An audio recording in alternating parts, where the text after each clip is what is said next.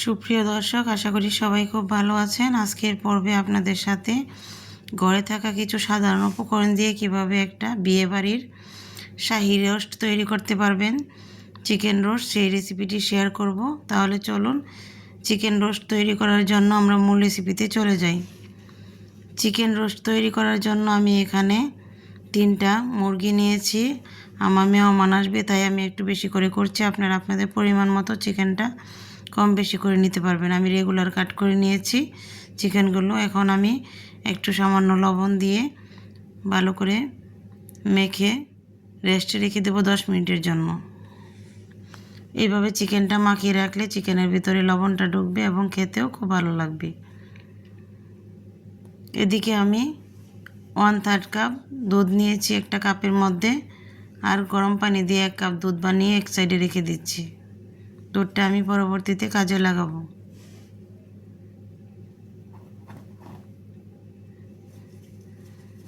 এখানে আমি 10-12টা চীনাবাদাম, 10টা কাজু বাদাম, 10টা কাঠবাদাম, হাফ জয়ফল আর 2টা জয়ত্রী ব্লেন্ড করে নিয়েছি। আমি পরবর্তীতে এটা ব্যবহার করব, কতটুকু ব্যবহার করব বলে দেব। এখানে আমি 1/3 কাপ দিয়ে দিলাম টক দই, আর 1/3 কাপ দিলাম বাদামের যে পেস্টটা করে রেখেছি সেটা। আমি যেহেতু বেশি করে করছি তাই আমি পরিমাণটা বেশি দিলাম, আপনারা কম বেশি পরিমাণ মতো দিবেন। এখানে দিয়ে দিলাম 1 টেবিল চামচ আদা বাটা, আর দিয়ে দিলাম 1 টেবিল চামচ রসুন বাটা। এখন আমি গুঁড়া মশলাগুলো অ্যাড করে দিয়ে দিচ্ছি ধনিয়ার গুঁড়া 1 টেবিল চামচ, জিরার গুঁড়া 1 টেবিল চামচ, লাল মরিচের গুঁড়া দিলাম 1 টেবিল চামচ, আর এখানে গরম মশলার গুঁড়া দিলাম 1.5 চা চামচ। আমি এটা নিজেই তৈরি করেছি গরম মশলার গুঁড়াটা। এটা আমার একটা স্পেশাল গরম মশলার গুঁড়া, আমার ইউটিউব চ্যানেলে অথবা ফেসবুক পেজে দেওয়া আছে। চাইলে আপনারা এই গরম মশলার গুঁড়াটা দেখে এরকম একটা গরম মশলা তৈরি করে নিতে পারবেন। এটাতে রোস্ট, বিরিয়ানি সব কিছুতে ব্যবহার করতে পারবেন। এখন আমি সবগুলো উপকরণ ভালো করে মিশিয়ে নিচ্ছি। খুব ভালো করে মিশিয়ে এক সাইডে রেখে দিচ্ছি। এখন আমি চুলায় চলে যাচ্ছি। চুলায় একটা ফ্রাই প্যান বসিয়ে পরিমাণ মতো তেল দিয়ে দিলাম, আর এখানে দিয়ে দিলাম হাফ কাপ পেঁয়াজ কুচি। এটা আমি বেরেস্তা করে নিব।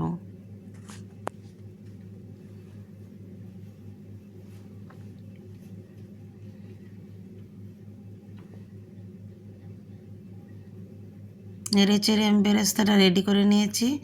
এখন এটা আমি উঠেই রেখে দিচ্ছি। বেরেস্তাটা হয়ে গিয়েছে। একই ফ্রাই প্যানে আমি চিকেনগুলো ভেজে নেব।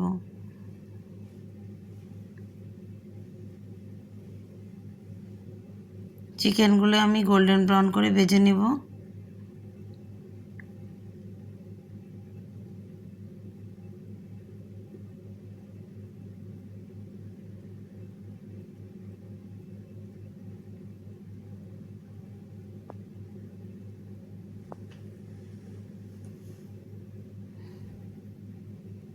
এক সাইডে কালার চলে আসছে, আমি আরেকটা সাইড উল্টিয়ে দিচ্ছি।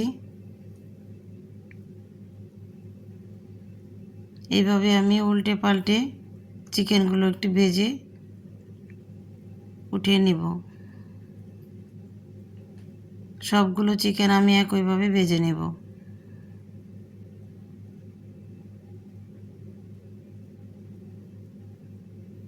খুব বেশি কড়া করব না, এরকম হলে আমি উঠিয়ে নিচ্ছি। এইভাবে সবগুলো ভেজে নিয়েছি। এখন আমি রান্না করতে চলে যাচ্ছি। চুলায় একটা পাত্র বসিয়ে পরিমাণ মতো তেল দিয়ে দিলাম 2 টেবিল চামচ ঘি। ঘিটা দেওয়ার চেষ্টা করবেন, তাহলে একটা শাহী ফ্লেভার পাওয়া যাবে। দিয়ে দিলাম 5-6টা লং, 5-6টা দার এলাচি, আর 2টা দারচিনি, আর 3টা তেজপাতা দিয়ে দিলাম। একটু ফোড়ন আসলে আমি এখানে দিয়ে দিচ্ছি আগে থেকে যে মশলাটা রেডি করে রেখেছিলাম সেটাই।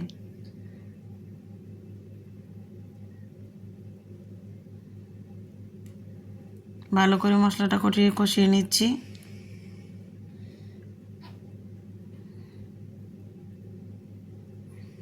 এখানে আমি দিয়ে দিলাম হাফ কাপ পেঁয়াজ বাটা। পেঁয়াজ বাটাটা আমি আগে ব্যবহার করিনি। এখন দিয়ে দিলাম পেঁয়াজ বাটাটা ভালো করে কষিয়ে নেব যাতে করে পেঁয়াজের কাঁচা গন্ধটা থেকে না যায়।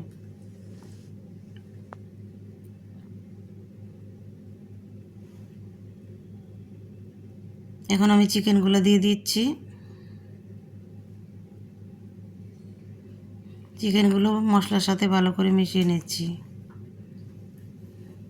আমি চিকেনের যে পাক টাক আছে, হাড্ডি টাড্ডি আছে, সেগুলো আমি দিয়ে দিয়েছি।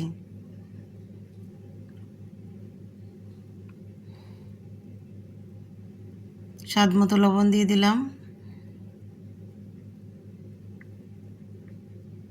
কিছুক্ষণ কষিয়ে নিয়ে ঢাকনা খুলে এখানে দিয়ে দিলাম সেই আগে থেকে রেডি করে রাখা দুধটুকু। 1 কাপ দুধ দিয়েছি আমি এখানে।